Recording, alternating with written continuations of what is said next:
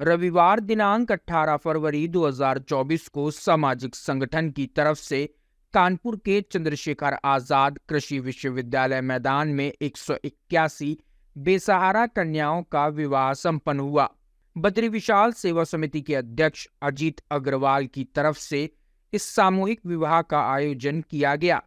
उन्होंने बताया कि पिछले 7 वर्षों से उनकी संस्था सामूहिक विवाह का आयोजन कराती आ रही है। वहीं रविवार को हुए सामूहिक विवाह में पूरे विधि विधान के साथ 181 जोड़े विवाह के एक सूत्र में बंधे। विवाह के उपरांत वर वधू को समिति की तरफ से घर गृहस्थी के उपयोग का सभी जरूरी सामान निःशुल्क दिया गया। वहीं इस सामूहिक विवाह समारोह में शामिल हुए वर वधू पक्ष के लोगों ने खुशी जताते हुए इस सामाजिक संगठन के लोगों का धन्यवाद किया और कहा कि हमने कभी नहीं सोचा था कि एक साथ इतने जोड़ों के साथ हमारी पुत्रियों का विवाह संपन्न होगा। इस प्रकार के आयोजन से समाज में फैली दहेज प्रथा का भी अंत होगा।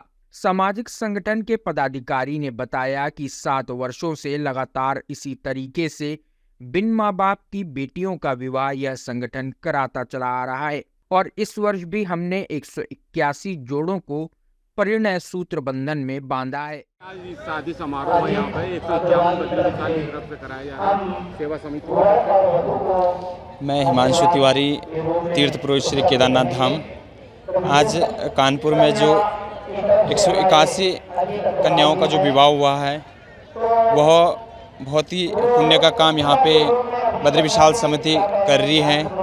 भगवान बद्री विशाल और बाबा केदारेश्वर से इन 181 कन्याओं के सुखद जीवन हेतु प्रार्थना करेंगे और जो इस कार्यक्रम को कर रहे हैं अजीत अग्रवाल जी, उनके घर में भी सुख समृद्धि और उनकी पूरी टीम पर बाबा का आशीर्वाद बना रहे, यही प्रार्थना बाबा से करते हैं। भैया ये बद्री विशाल की हमारी संस्था है जो बद्री विशाल और केदारनाथ जी की अनुकंपा से ही चलती है और हम लोगों ने इसमें 181 कन्याओं का विवाह किया है जिसमें हम लोगों ने टीम वर्क किया और बहुत सफल ये आयोजन रहा, जिसमें हमारा टीम वर्क बहुत ही सफल रहा और हमारी सारी महिलाओं ने इसमें बहुत ही बढ़ चढ़ कर हिस्सा लिया और सब में सहयोग की भावना बहुत अच्छी दिखी और सब ने अपने काम को बहुत अच्छे से अंजाम दिया जिससे कि ये कार्यक्रम पूर्णतः सफल हो पाया है। क्या कहना चाहेंगे बहन जी आप? मैं तो यहाँ आकर अपने आप को धन्य मानती हूँ क्योंकि मैंने यहाँ पे आके फर्स्ट टाइम ही यहाँ पार्ट लिया, लेकिन यहाँ आकर ऐसा लगा जैसे साक्षात बद्री विशाल हमारे साथ हों और उनकी इतनी अनुकंपा रही है कि हम सभी सखियों के साथ हम लोगों ने ये पथ प्रदर्शक पर चल लिए और अजीत भैया की कृपा से हम सब लोगों को ये सौभाग्य प्राप्त हुआ है। जय बद्री विशाल की। कानपुर में इतनी लंबी मतलब जोड़ों की शादी हुई है, मतलब ज़्यादा से ज़्यादा संख्या इतनी लंबी कभी हुई नहीं, 181 जोड़ों की शादी हुई, क्या कहना है? जय बद्री विशाल की। उन्हीं की अनुकंपा से ये कार्यक्रम सफल हुआ है। पिछली बार इसमें 81 कन्याओं का विवाह किया गया था, इस बार 181 का, और हम भगवान से यही प्रार्थना करते हैं कि एक दिन ऐसा है जब हम 1081 कन्याओं का विवाह करें और हमें ऐसे ही सौभाग्य प्राप्त होता रहे। हम बहुत ही लकी हैं जो आज हम यहाँ पर आए और हमने 181 जोड़ों का विवाह देखा। ये हमारे लिए बहुत बड़े सौभाग्य की बात है। अजीत भैया के लिए बहुत बहुत धन्यवाद। जय बद्री विशाल, बहुत बहुत शुभकामनाएं। अब इतना अच्छा कार्यक्रम हुआ, संपन्न हुआ, बहुत ही खुशी है हमें इस बात की। जय बद्री विशाल। जी भैया, आपका बेटा कहाँ? बेटा कहाँ?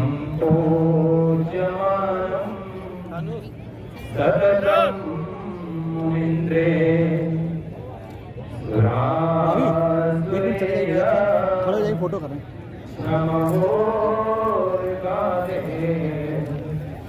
अनुज को बुला लीजिए, तनुज को बुला लीजिए।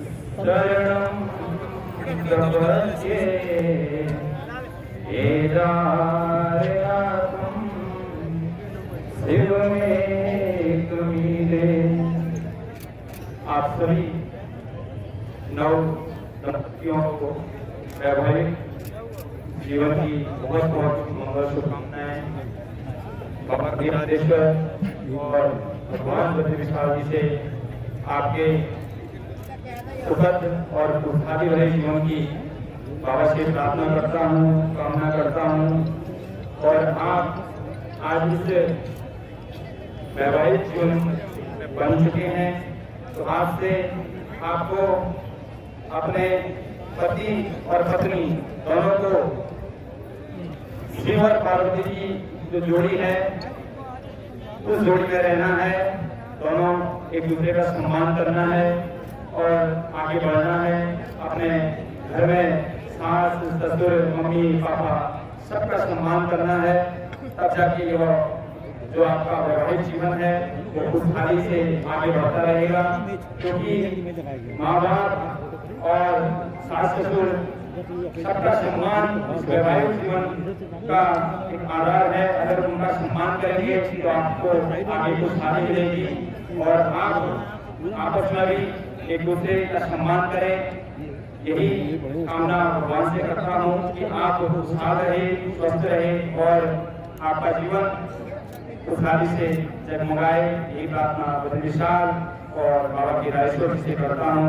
और अपने बड़े भाई अजीत जी का भी बहुत बहुत धन्यवाद कहना चाहता हूँ कि जो इस ऐसे पुण्य कार्य का हमें भी साक्षी बनाया। मैं अजीत जी और उनके पूरे परिवार के लिए बाबा केदारेश्वर और बद्री विशाल जी से प्रार्थना करता हूँ कि आप यूं ही ऐसे पुण्य काम करते रहें, आपका जीवन खुशहाली से भरे। ये प्रार्थना करता हूँ। हर हर महादेव, जय श्री केदार, जय बद्री विशाल। आपके नए जीवन के लिए बहुत सारी शुभकामनाएं।